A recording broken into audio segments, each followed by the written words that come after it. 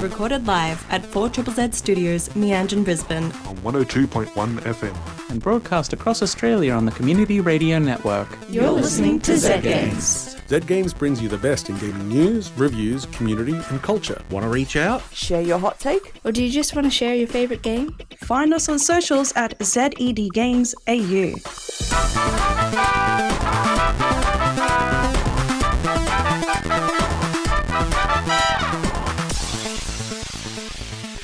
You're listening to Z Games. My name is Hazel, and I'm here in the studio with Paul and Caroline. And Caroline, are you my right-hand man, left-hand man today? I'm left-hand man. Left-hand hand arm. Your silly rabbit. Oh no, no. Okay, I'm sure it's video game related, so silly rabbit. Can we please get this personal anecdote? You don't want to know. You don't want to know. I like to know so many things. You're listening to Z Games here on 4ZZZ, and we're here to talk about video games. So, anybody play any video games lately? Yeah. Yeah? Which ones? Yeah. So many. At least 3. Any good ones? Yeah. Yes. Well, one that I'll be talking about later tonight. 2 that I'll be talking about later tonight. 2? Okay. Give me 2 reviews. I'll do another one. I got to be parody. I can't be behind the 8 ball on this one. No. I'm winning tonight. Well, yours is like a combo review. Yeah. Combo. Oh, yes, I remember now. Good. Monsieur. Otherwise, I don't know. Getting into I was doing something in VR. I feel my life's so apart. I can't tell the difference between my VR and my real life now. Was it a game or was it just? You're actually living out Ready Player One. Oh gosh, no. No, this is VR chat right now. And it's going to be just as lame. Oh, VR chat is wonderful. Yeah. I so desperately want to do VR chat. I can do VR chat. I think the one time, one time I really delved into it, we just did not know what was going on, and we just went to a karaoke bar, and there's someone as Snake singing Total Eclipse of the Heart, while a teapot person is just dancing on the table. And like, hi y'all. It's a magical experience. Yeah. It's a magical place. Except video my games eyeballs sweat the entire time that I'm using VR. Well, yeah, but video games can take you to other places. Yeah. Isn't that wonderful? It was much nicer than my foray into Second Life, which was the most. Can you imagine Second Life in VR? I think that people do it, but it would be gross. Sounds terrible. Be even more gross. I wish we were in a time slot that I could describe my adventure in Second Life, but we are not. Yeah, no, thank you. No. I don't want to hear it. I don't think anybody wants to hear it. Although you never know. All sorts. I haven't been playing much lately. Actually, I've been so busy and sick. Ugh. That's enough out of us for the moment. But coming up right now is the week in gaming news from our fearless leader, Zara. This week in gaming news, does this count as rage quitting? Twitch streamer Niru spent April 25th grinding to become the first level 300 player in MapleStory, a free-to-play online multiplayer role-playing game originally launched in 2003. This stream was promoted by the developer Nexon and had over 20,000 viewers. After nearly 17 hours into the stream, Nero then launched into an hour-long rant about the game's economy and how the game's worlds differ. Over here, in Heroic, it's free-to-play friendly. Pay-to-win is accepted here in Interactive World, but the free-to-play experience is awful and that's what needs to be improved right now, Nero explained. He then goes into detail about the number of servers available, the cash shop, as well as a number of other concerns before ending the stream at level 299. It is estimated that he has spent over 10,000 hours before stopping at 99.993% of the way to level 300. Nero booted up The Legend of Zelda Ocarina of Time the next day, apologising for the way the stream ended the day before, but he certainly doesn't regret how it ended. I genuinely think that the game is not worth playing anymore in Interactive World, and if I just jump ship over to Heroic, then it's GG. I'm running from the problem, and I'm not doing that. And there's nothing wrong with Heroic World at all. I have nothing against you. Returnal returns. It's the 3-year anniversary since Returnal, a roguelike shooter that follows Celine Vassos, an astronaut looking for a mysterious signal on the planet Atropos. If you enjoy this game, then you might look forward to Dark Horse Comics teaming up with House Marquee as they revealed an animated version of the first issue of an upcoming graphic novel, Returnal: Fall on Asteria. It's due to be published on October 22nd, 2024, with 88 pages of psychological thriller goodness. There has also been an art book teased, but a release date for that has yet to be announced. Game Changer made a game. Game Changer is a game show that combines puzzle solving, improv comedy, a bit of pranking, and a lot of competition, hosted by College Humor CEO Sam Reich. For the most part, the premise of the show usually involves the contestants trying to figure out the game being played and the rules associated with the game throughout the episode. And now one of those games is a video game you can play for free right now.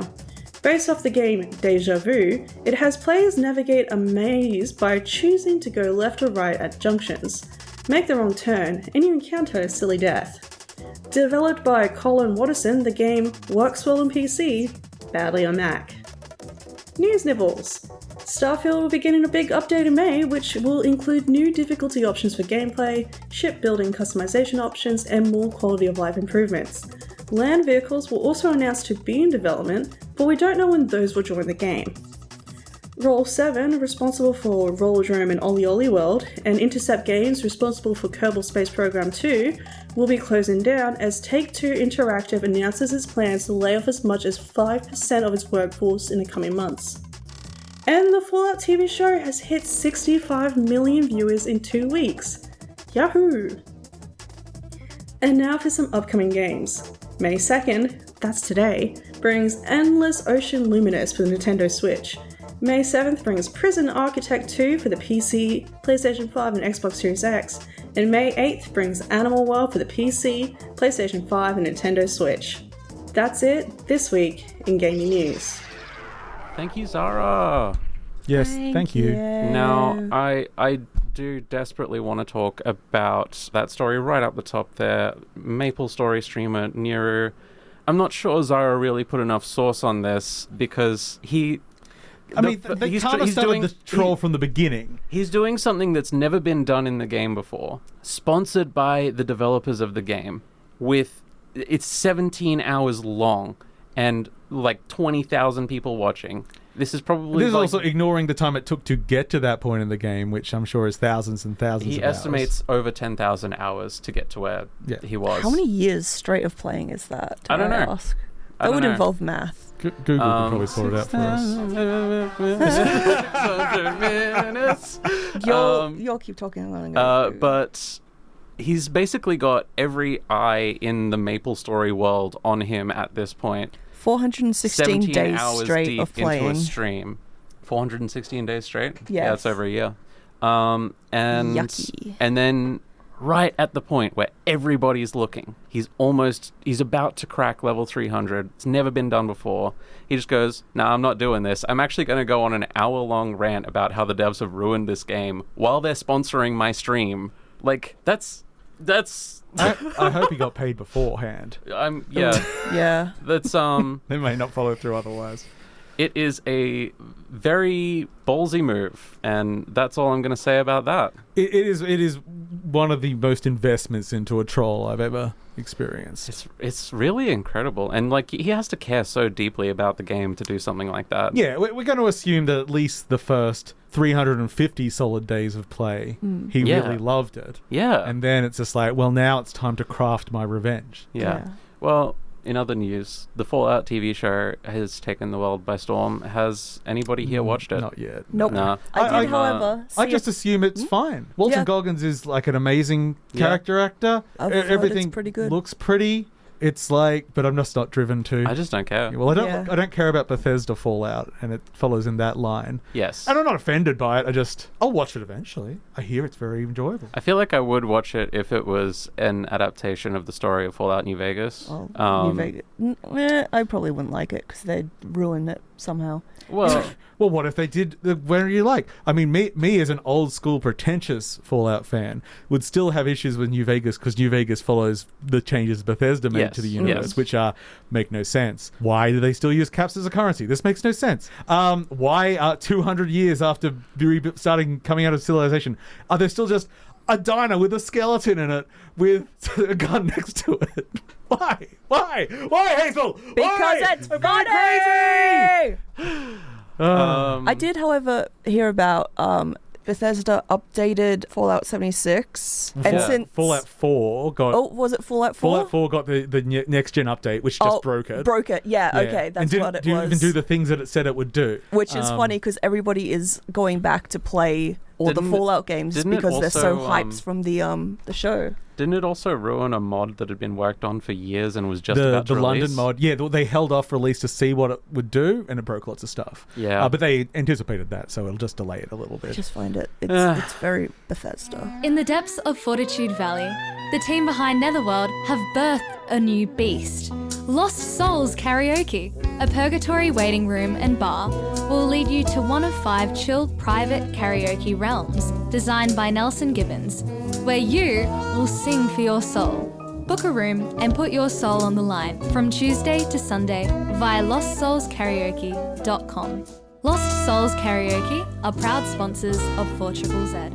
You're listening to Zed Games with Hazel, and I'm here in the studio with my friend Paul. and Caroline. and Caroline. And Caroline had some sort of sickness. Yeah, I'm down with the sickness. got a little bit too into the theming of Solium Infernum Yes! and got possessed. I've heard that can happen. Now, this is Zed Games. It's a show about video games, and we review video games Quite regularly. And I believe you've got one lined up for I us, Paul. do. And I'm assuming because you're running the show, I don't have a cool rap intro. But that's all right. Well, I don't have a can, cool... It's So okay. why don't you tell me what the game is? Oh, okay. We're going to talk about No Rest for the Wicked. Here we go! But it's not a review because it's early access, so it's kind of something like that. I don't know. I'm just going to go into some rambling rambles now, which is much like how I review things. Hey. Thank you for that. Let's get started. Well, thank you. Thank you for pumping me up. Okay, so we're talking about No Rest for the Wicked. This is the latest game by Moon Studio, who you may know as the developers of the Ori games. Absolutely beautiful games that the top of their class in the Metroidvania genre, but now they've broken away from side-scrolling and they've gone to a full 3D but isometric game with No Rest for the Wicked. Your initial impressions when looking at it will be generally kind of jaw-dropping, because as they have always done good graphics, they've continued here, and they have really leaned into the idea of painterly look. So basically all the textures in the game have brushstrokes on them. It's insanely detailed. There's a great deep dive, well, it's not even a deep dive yet, but like showing some of the background technology, a Digital Foundry doing it, where you can see any environment in the game is affected by different lighting and weather, and it all naturally goes through, and it's all systems driven, and it's great. So this game, you're washed up on the shore and you start to explore, and it looks a little bit Diablo. It does not play like Diablo. It has some similarities, but what we're looking for is a comparison is closer to Dark Souls. You are looking at having 1 to 2 or 3 combatants at a time in a fight, but it's quite different to Dark Souls also. So what you'll originally find is it's quite an open world. There are multiple ways you can go initially, and you start walking around and have a few combat encounters. If you die, you just go back to last checkpoint. You find the checkpoints, which you think of bonfires from Dark Souls, except those you don't get health back at those, and they are just checkpoints you return to on death. Interesting. So yes, it's a different loop. There's also no having to run back to get experience that you drop when you're killed. You just get experience. Also, using a checkpoint or dying does not respawn all the enemies in the area. They will return, but over time instead. So you can sort of like progressively just push your way through. Like if you were particularly struggling with the game, you literally could just like, well, I'll kill this one person, die to the next, go through, kill the next person. Oh yes, brute force. That would be a unsatisfying way to play, but you could do it. That sounds horrible. Yeah. So yes, it has all those differentials from Dark Souls, but what you quickly learn is sort of what you experience in most action RPGs of Diablo, is that the game world is flat. Maybe there's some stairs to go up to a different level, but effectively it's just a bunch of flat areas. You quickly understand that this world is not limited in that way. In fact, it is incredibly vertical, and your ability to climb and scramble and navigate up things and walk across narrow beams is immense, and you will find yourself climbing up and being able to look down. And sometimes an early fight with someone on a wall above the ocean, they knocked me off. I'm like, oh well, back to the checkpoint. Well, no, I just swam, and then I swam to another shore, and I got up and came through another different area. The exploration in this game is probably my favorite aspect of it. It looks amazing, but there are so many nooks and crannies and different pathways to find. And in the Souls tradition, you get through a challenge, there's surely going to be a ladder you can knock down or a bridge you can create or whatever, so to let you give another pathway through to avoid certain combat in the future. And then its main other focus is combat.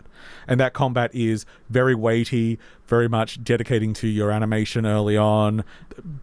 Yeah, it's stamina driven, so quite often that's where I put a lot of my early experience points, because I'd get like I need one more hit, and I didn't have any stamina, and then I'd be killed instantly. So it has all those things. The abilities are really tied to the equipment you put in, and there's a lot of weapons. Everyone has its own moveset, all that sort of stuff. Now, satisfying combat, amazing game world to explore. It looks amazing. The early access, which it is, the story takes sort of around 10 hours. There's 3 major bosses in it. And then it's to the current end game, which is sort of this roguelike-ish dungeon, but it's not really roguelike-ish, not that roguelike, because it's always pretty much the same with just some slightly different placements. But that's not all there is to continue. You have a town in the game, and you build up that town. You add vendors, you get buildings, you get other things in there. You get a house that you can put furniture in. I'm going to be honest, you're giving me a really good pitch for this game right now. Oh, yeah. I too wish to be a homeowner. It's then part of the main... So it's the great dream of our age, isn't it? But that also, because there are then daily and weekly challenges that send you back out into those earlier areas, and because there's this whole crafting system, there's actually still like resource collecting. So, flowers and all that, but chopping down trees, getting ore, things like that. But because it's sending you back to those areas, it's giving you something else to do other than just running through them and like getting you to look at them and explore in different ways. So it's got a really good long tail to it, which will really come into play when it becomes multiplayer along the roadmap. Ooh. This is really just described as the first act, and they have described this overall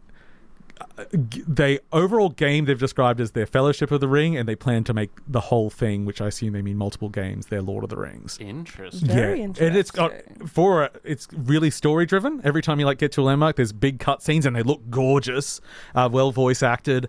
You can kind of see where it's going to go with its fantasy. I was like, I wonder if this big church is evil behind it all. Anyway, who knows? We don't know yet. It's only there. So here's the thing. The game looks amazing, plays amazingly. It's one of the most impressive things. And I'm going to say, do not buy this game. What? Because I don't understand why it's early access. I really don't. They've started making some changes from feedback. And all of these changes, whilst good, are kind of obvious. Like, the only penalty you get for dying is weapon degradation, which to repair costs money. It was quite a lot originally. And guess what? People hate weapon degradation. Yeah. It's awful. Yeah, so and it kind of is negated now, so I guess they'll try to rebalance to find something else to give you a penalty on death, but I could have told you that without playing the game. Even though I like it as a concept, I know the majority does not.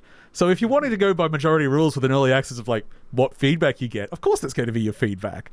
Other things that are bad at the moment, inventory management is really fiddly.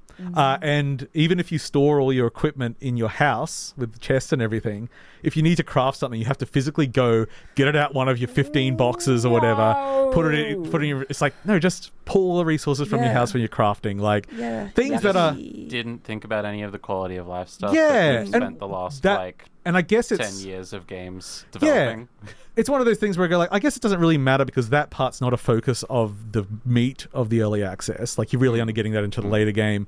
Except, wouldn't you just plan for that from the beginning? Like, It's so you would say that it being in early access, it feels like a mostly finished game that just has some weird decisions in it. You know what my conspiracy brain says? What? They've just put in a bunch of these weird quality of life things on purpose. So it looks like they're reacting. So it's like, we're still in development, but they just need to get it out because it was something with the publisher or something. They needed to get something out now making money. So like, well, if we cut the game off and then just like make it look like it's not quite done, this is obviously conspiracy based on nothing. Seems like a lot of work. Yeah, but that's the thing. The game is great to play as it is, but I reckon once it's multiplayer, once the content's there and finished, it's the kind of game that will be great for people like me that just want to play through the story and also have a really long tail. But at the moment, it's just well, it's just going to be better in the future. So it's just a super promising game that you should wait a little bit for. Yeah, I mean, there's so many good games out at the moment that are finished. I don't think you get... This isn't like when you got in early on Dead Cells and you really saw that game evolve and change and it was a story to be in. Or Hades. Hades was incredible in early access. Like, it was so... Like, this game is... They know what they're doing. It's going to be this. It's got some weird stuff in it. Yeah, I just don't know why it's early access. It doesn't feel ready yet. Yeah. I mean, most of it's incredible. Yeah. And then it's just, I just don't know why I'm playing it yet. This is, so the best game I've ever reviewed that you shouldn't buy yet. But feel free. It's a big game. It will be a giant game. So it's that $60 mark. It's only on Steam at the moment, and it will be on consoles eventually. And just as a last point on me, why not to buy it yet? It's not very well optimized. So unless you have a really good computer, it will be a bit shaky. But I also have no doubt that they can do it, because if you remember when Will of the Wisps released, that running on an Xbox Series X would crunch, and then they got that game running on a Nintendo Switch. Wow. And the Xbox Series X version runs at 120 frames a second now. So they know how to optimize. Okay. Well, just let it cook a bit more then. Paul's words on No Rest for the Wicked. Looks awesome, but let it cook a little longer. A little longer. You'll still have fun.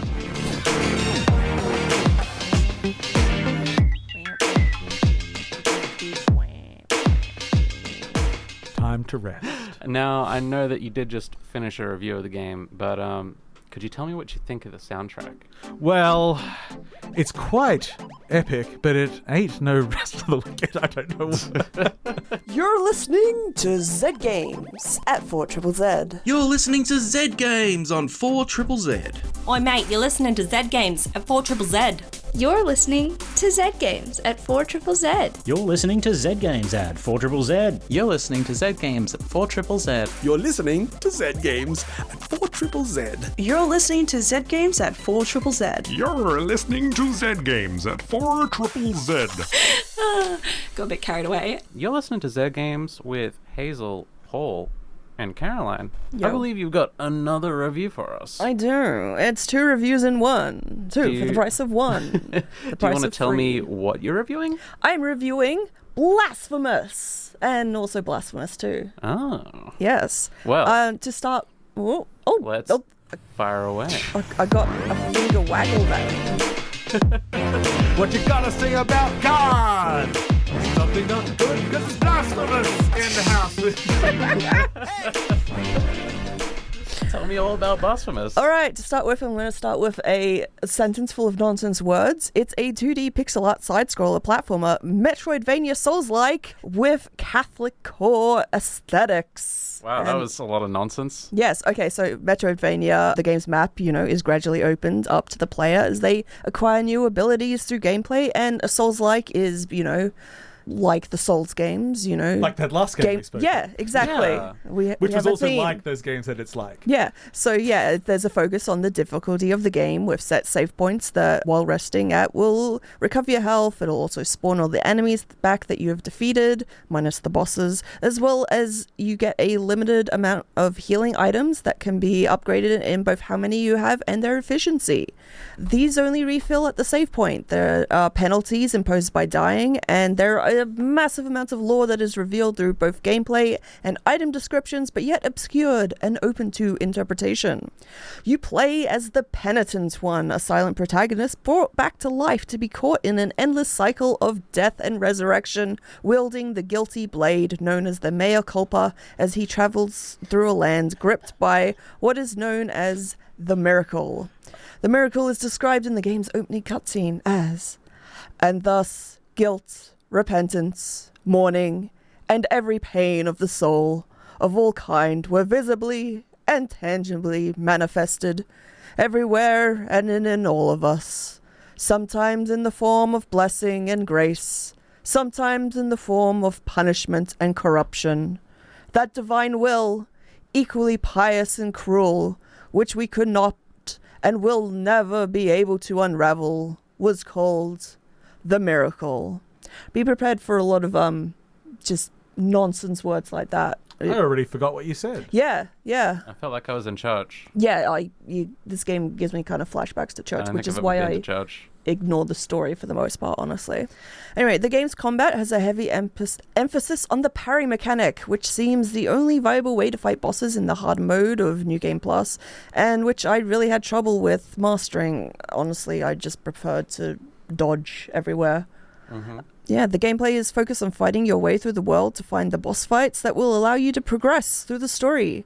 Through your exploration, you'll run into characters and you can assist them to gain items and insight into the game's story, and the means to upgrade the Penitent One and his sword. When you die, you accumulate guilt, which restricts how much of your fervor, which is the game's mana equivalent, you have access to, and can be removed either by making it back to where you died and retrieving the guilt fragment, or by going to confession. As you do. Interesting. Fair warning, the game is pretty grim, it's incredibly violent, and there's plenty of nudity, although not in a fun or sexy way. Speak for yourself. Yeah, I do speak for myself, honestly. It's also incredibly difficult. We preferred to run through the same rooms over and over again because you kept dying to one enemy, boss, or environmental hazard again and again. Speak for yourself. Oh, hush your face. That's why I love it. Managing to figure out the pattern of attacks and the right window to get my own attack in after the countless failures that came before is that rush you get when you finally break through the metaphorical brick wall after beating your head against it over and over again. And I do speak for myself in this That's review. Good. I have a question. Yo. So what? When I fell off Blasphemous 1 was because they had a whole bunch of hidden mechanics where it would be like, oh, sorry, you walked past this tree too early in the game and it started a timer, so that now when you get to the end of this area, it's actually locked to you and you can never do it now unless you restart the game. Does the second game still have that sort of problem where it's so esoteric and unexplained to you that you can not do certain things without... Yes. You need a guide. Listen, yeah. Anyway, and the religious theme is woven so nicely through the game, through the gorgeous pixel art with inspiration for the aesthetic coming from the religious art and iconography of Spain, and the gameplay itself with abilities and power-ups coming from the acquisition of relics and rosary beads, and the prayers being the game's equivalent of spells. The game does have its share of bugs, like getting stuck in a jump or not being able to complete the full height of the jump, and the controls feel sometimes not great. There's also the annoying thing of touching an enemy even slightly damaging you, so many times I'd be trying to dodge past an enemy, I'd misjudge the distance slightly and take damage, or forget that some enemies are just impenetrable walls that can't be dodged through. There's also some parts of the game, such as finding all the collectibles and some points of the NPC quest lines, that I just needed to look up a guide for.